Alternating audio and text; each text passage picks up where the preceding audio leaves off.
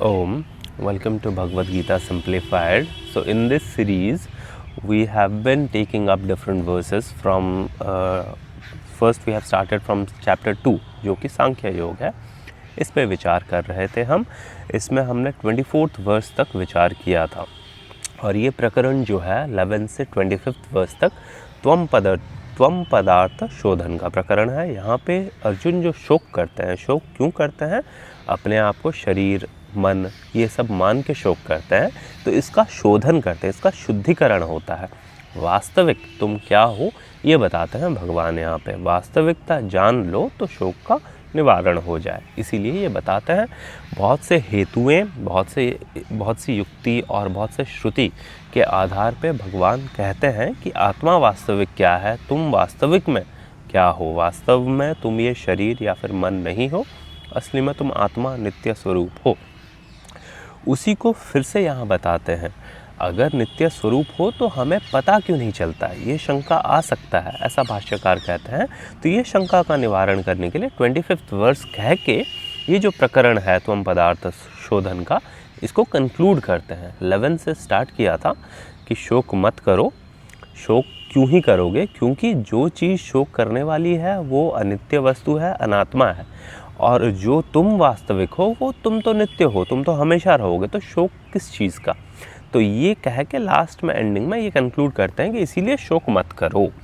किस लिए शोक मत करो? ये कहते हैं 25th वर्स में, अव्यक्तोयम अचिन्त्योयम अविकार्योयम उच्यते तस्मादेवं विदित्वैनं नानुशोचितुमर्हसि।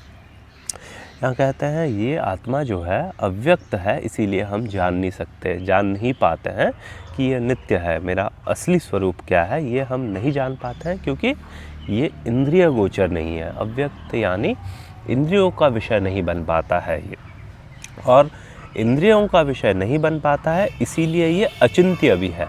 ये मन का भी विषय नहीं बन सकता। कोई चीज़ इंद्रियों से ग्राह्य नहीं हो तो मन का भी विषय वो नहीं बन पाता है। और इसको ऐसा भी सोच सकते हैं कि जागृत के अंतर्गत नहीं है। जागृत में हम इंद्रियों से देखते हैं तो इंद्रियां रिलेटिवली स्थूल हैं, उससे ग्रहण नहीं कर सकते। मन जो है ज़्यादा सूक्ष्म है, उससे भी ग्रहण नहीं कर सकते, क्योंकि ये दोनों का ही कारण है, दोनों से ही सूक्ष्म है। और फिर तीसरा कहते हैं अविकार्योयम, इसमें कुछ विकार नहीं होता। विकार मतलब जैसे दूध का विकार होता है दही। दूध का विकार क्यों होता है? क्योंकि कुछ मॉडिफाई हुआ, बैक्टीरिया आए, कुछ पार्ट दूध का जो कुछ एक अंश में कुछ रिएक्शन हुआ, केमिकल रिएक्शन, जिससे उसका ट्रांसफॉर्मेशन हुआ।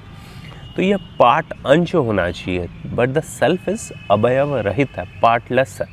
तो पार्टलेस में कभी कुछ मॉडिफिकेशन, बदलाव, विकार नहीं आ सकता, इसीलिए ये अविकारी है। तो कंक्लूड करते हुए ये कहते हैं कि ये तीनों ही नहीं है, इसीलिए आप ग्रहण नहीं कर पाते हैं। क्योंकि कुछ बदलता हुआ है, बदल रहा है, तब वो ग्रहण होता है। कोई इंद्रिय से पता चल रहा है तब उसका ग्रहण होता है। मन से चिंतन करें तब हम उसे जान पाते हैं। ये तीनों से परे है आत्मा, इसीलिए हम इसे नहीं जान सकते।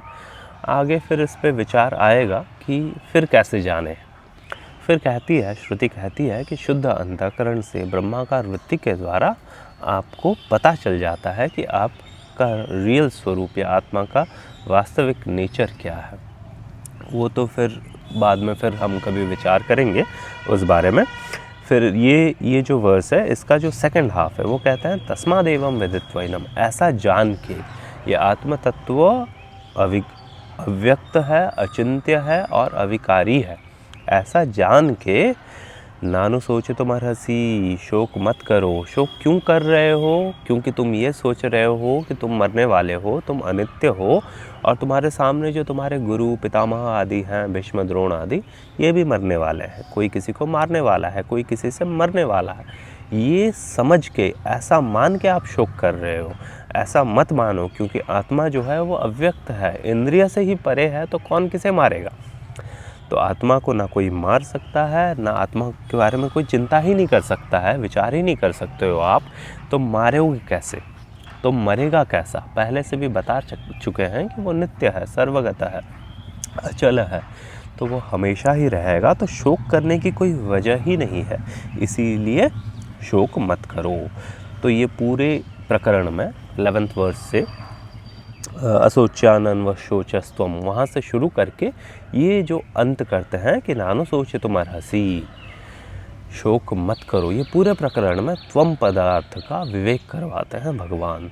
तुम वास्तविक में क्या हो, तुम्हारा एक्चुअल रियल स्वरूप क्या है, इस पे विचार करवाते हैं भगवान। तुम अपने आप को ये शरीर या फिर मन, इससे तादात्म्य करके अपने आप को ये मान लेते हो, तब जाके भय होता है, तब जाके शोक आता है। तुम अपने आप को, तुम वास्तविक में क्या हो, ये सही से विवेक करके, विचार करके, श्रुतियों के आधार पे अगर जान लो तो शोक करने की कोई वजह ही नहीं बचती है। तो ये पूरा आत्मा का स्वरूप यहाँ पे खोल देते हैं भगवान कि वो नित्य है, वो सद्वस्तु है, उसका अभाव कभी नहीं होता और वो कभी नाश नहीं होता, उसे कोई नहीं मार सकता, ना वो किसे मार सकता है। ऐसे विभिन्न प्रकार के युक्तियों को देके, विभिन्न प्रकार के जो हमारे पास टूल्स हैं ना, वर्ड्स, उसको यूज़ करके जो बियॉन्ड वर्ड्स है उसको दर्शित कर रहे हैं भगवान, उसको दिखाने की कोशिश कर रहे हैं भगवान। अलग अलग शब्दों का प्रयोग करके शब्दों से लक्षित जो पदार्थ है, जो शब्दों से परे है, उसकी व्याख्या करने का प्रयत्न है।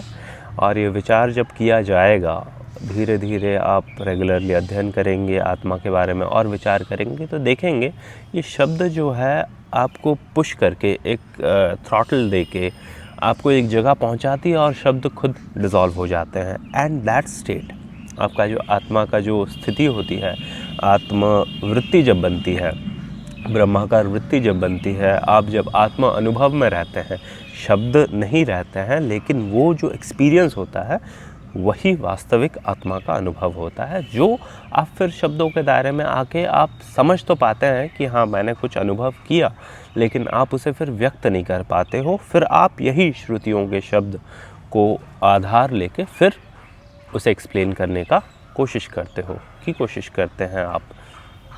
तो ये आत्मा विचार हो गया। आगे फिर अगर हम सोचे भी कि आत्मा शरीर है, अनित्य है, तो भी शोक नहीं करना चाहिए, उस पर फिर भगवान कहेंगे और हम भी उस पर विचार करेंगे। धन्यवाद। ओम।